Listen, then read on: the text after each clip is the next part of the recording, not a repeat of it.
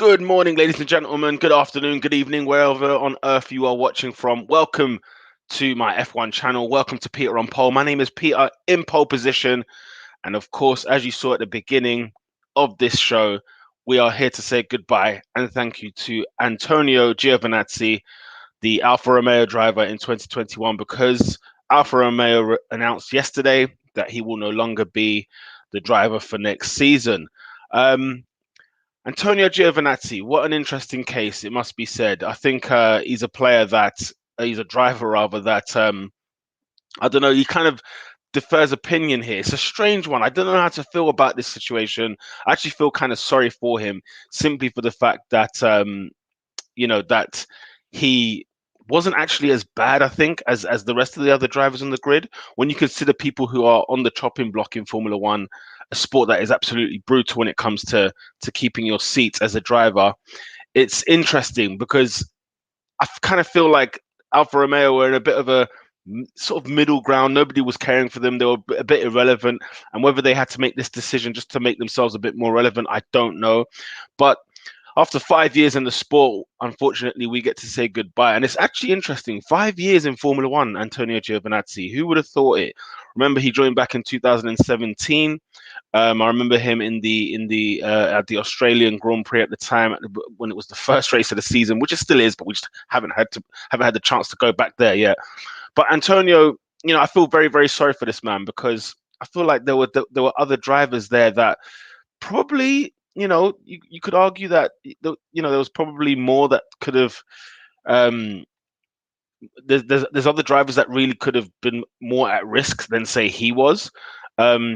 So I was very, very surprised. I was very, very shocked to see that Antonio was one that was actually going to be sort of given the axe, if you will. Antonio, of course, hasn't necessarily performed as much as we expected him to perform. I think, he's a driver that you think to yourself, could we have got a bit more? He showed a lot of promise. Remember, he came from the Ferrari sort of driver academy. Which looked promising. You had an Italian in the Ferrari and, part of Alfa Romeo, and you thought, yeah, this is going to look exciting. This is going to look great. And I think one of the first things that kind of sort of put him under pressure was the fact that you had a driver like Charles Leclerc, for example, bursting into the scene.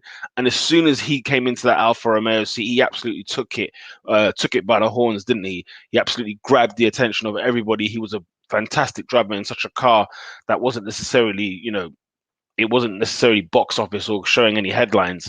So somebody like that maybe is probably part of the reasons why, part of the reasons probably why he lost the seat in the end. Remember, he had great starts. I remember back to 2020, especially whenever a race would start, wherever he was in the grid, he would claim like 6-7 places. And you think, oh, go on, Gio, let's see what you've got, kind of thing. Because we've always heard about him being, this amazing sort of prospect and how, maybe there is something there. Maybe there is pace there. The truth of the matter is we don't ever really know if the pace was there. We don't actually know if he's actually a quick driver because it's very, it's very tricky with Antonio. We don't quite know what we're going to expect from Antonio Giovinazzi. Comment below. What do you think? Do you think Antonio Giovinazzi has pace? Do you think there is a fast driver in that man? Do you think there is a driver who should still be in Formula One next season? Or at least the year after. Remember, Sauber have come through a tough time. Sauber, obviously formerly known as, and people like Marcus Ericsson. I mean, they've had some drivers that have just really underwhelmed, if we're being honest. And Gio seemed to be like a breath of fresh air, maybe, and maybe that's what it was. Maybe it's just the fact that he wasn't as bad as what they've had in previous years. But to have somebody like Charles Leclerc come into the scene, I think really did hamper himself there. And then, of course, Kimi Räikkönen, where you think to yourself, all right, this is a good measuring bar to test yourself.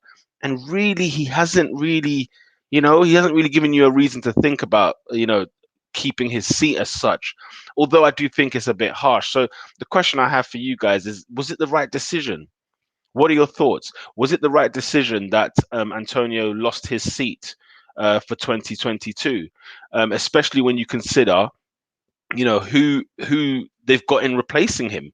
Who they've got to replace him is a very interesting one because first Chinese driver to ever be in Formula One. We've got Guan Yu Zhou, who signs in 2022. So when you sort of compare the two things, you got Gio or you got Guan Yu, you think to yourself, which one do I go with? Not entirely sure. Um, and even this season, Antonio, he's had a few good sort of Q3s, if you will. He's got into Q3, I think, twice this season, and you'd probably think, yeah, he's actually done all right, even in Monza as well, in one of those places as well. And you think to yourself, was he really that bad? I mean, in his 5-year career in Formula One, he's got 19 points at the time of recording. 19 points, and there's only 3 races to go, and you'd be surprised if they collected any more points. Alfa Romeo haven't been as great as they sort of looked in the beginning, so whether or not that's a case of that's sort of down to Alfa Romeo more than it is down to, say, Antonio, I'm not entirely sure. But is this the correct decision? Is this the right decision? Should Alfa have changed? Now, maybe Alfa, wanted to sort of mix things up, spice it up a little bit, and maybe go with something new, especially ahead of the new regulations, which is a bit risky. But guess what?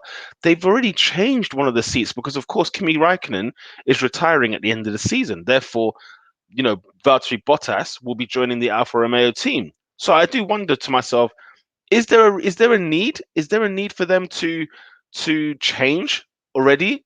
Because I feel like I feel like maybe they've pulled the trigger a bit too early there. That's just my thoughts. Maybe they've pulled the trigger a bit too early on that because they've already got somebody in place. They've already got somebody, somebody new to drive the car, for example, next season. And maybe you keep Gio just for the experience of the car itself. Maybe you just keep him in that place because I thought it was a bit strange. I must admit, I just think it was very, very strange as to why they would go for a new teammate. So it's a tricky one. I mean, if I just pull up here the driver lineups for next season, because it's now set, it's all set in stone here, and a part of me feels like having sort of, you've got Bottas already in there. It just felt like it was a bit of a strange one, if you will. Comment below. I might be way off. I'm open to other opinions. I'm open to hear what you guys have to say concerning this. Do you think Antonio Giovinazzi should still be in the Alfa Romeo? Do you think he should be in a F1 car next season? Is he worthy enough to be in an F1 car next season? I know I'm sort of leaning more towards him staying, but I tell you what, there are some things that are interesting that I sort of looked at and I thought to myself, maybe this year's what's cost him his place in Formula One. He is sitting behind Latifi. Latifi's got points this season, and Antonio Giovinazzi, I think, has 1 or 2 points this year. If I can just double check that. But no disrespect to Nicholas Latifi, but the Williams this year has been there's been not been much between the two, and maybe that's what the battle was this season. Maybe the battle was to sort of overtake Williams or have a good battle with Williams, be ahead of that pack, maybe join the Aston Martins and the Alpha Tauris of this world this season. Maybe that's what they were looking at. Not entirely sure, but when you look at it, in 16th place in the drivers' championship, you've got so first of all, 15th place, you've got George Russell with 16 points. You've got Kimi Raikkonen on 10 points. Then you've got Latifi on 7, and then Antonio with 1 point, which is probably not acceptable if you're an Alfa Romeo driver. That's the truth of the matter. It's probably not acceptable. So with that being said, you think to yourself, okay, that kind of sort of makes sense. And sadly, as much as we liked him and he was nicknamed the Italian Jesus and so on and so forth, I am sad that he's leaving the sport. I am sad that we're not going to have any more. We're not going to have an Italian on the grid next season. I think he is a driver that will definitely be around in Formula One. I don't think his career in Formula One is necessarily over. Neither is his career in motorsport over. I think there is still something there. I think there is still something for him to offer. I think he might be joining back the Ferrari sort of academy, sort of, whether it's the reserve side or whatever it may be. So he's not completely out of the sport, but nonetheless, man. I mean, you look at this man right here. It's sad to see him go, but nonetheless, it is what it is. This is Formula One.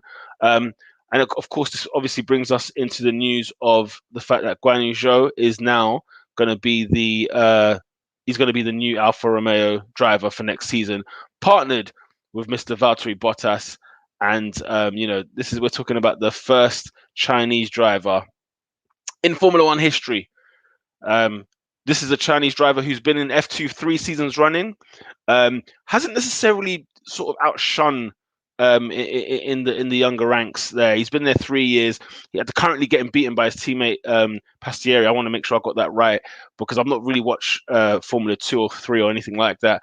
But so he's come with a bit of criticism already off the bat, whether it's a case of it's a paid driver, whether it's the case of, does it make sense marketing wise and so on and so forth.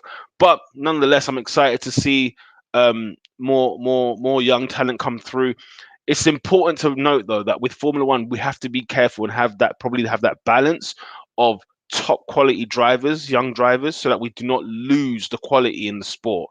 If we keep sort of flooding the grid with more so money than it is about talent, then you could end up in all sorts of bother. But nonetheless, we haven't seen this man race in Formula One, so we cannot judge too soon. But from what I'm hearing, that people are not necessarily over the moon or delighted with it. They felt like there was another driver that was probably possible. And at the same time, I feel sorry for Antonio Giovinazzi as well. So what can we expect next season from Alfa Romeo? What are your thoughts? What do you think they should be looking at next season? What is their competition? What should they be striving for in 2022? Because if you think about it, next year it's going to be like a lottery, isn't it? Nobody knows what we're going to expect from anybody. So should we expect anything good from Alfa Romeo? Should we at all? I'm not entirely sure. I don't know whether or not we should have our hopes high with Alfa Romeo. They are a very meh team at the moment, and they're a bit irrelevant because they're sandwiched in that pack between sort of the Williams, the Alpha Tauris. They're sort of in that mix, but even this year they're even doing even worse. So it's weird. The talk has been Williams. Even Haas gets more press than, let's say, Alfa Romeo. And so maybe there was time to change. Maybe Fred Vasseur had to do something and say, you know what, let's make an impact for next season. Let's be relevant again next season. New regulations. It's a fresh start. They've got Valtteri Bottas, a 10-time Formula One race winner. Let's see what we can do. But as I mentioned before, what we're here for to talk about, of course, is that Antonio Giovinazzi will no longer be with us in 2022 as a Formula One first team driver, which is very, very sad. And just wanted to say my thanks to him and his presence, that he's been on the grid for 5 years. It's not often. It's at the end of the day, someone's livelihood that's sort of not being taken away. I don't want to go that far, but he's no longer doing the sport that he loves as such, as a main driver. So hopefully we'll see him again. Do smash the like button if you're liking the daily news.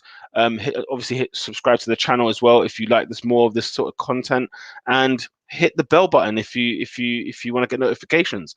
Remember, I do live streams on Formula One, and it's an interactive live stream, so please do come along and, of course, hit the button here. Make sure you join us every day or so. Come and join the live stream. Let's have your thoughts. I want to hear what you have to say about Antonio Giovinazzi. Was it the right decision? Should Alfa Romeo have made this decision, bearing in mind they're already bringing in Valtteri Bottas? What do you expect from Alfa Romeo? Comment down below. My name's Peter and Paul. Thank you for watching, and I'll see you soon.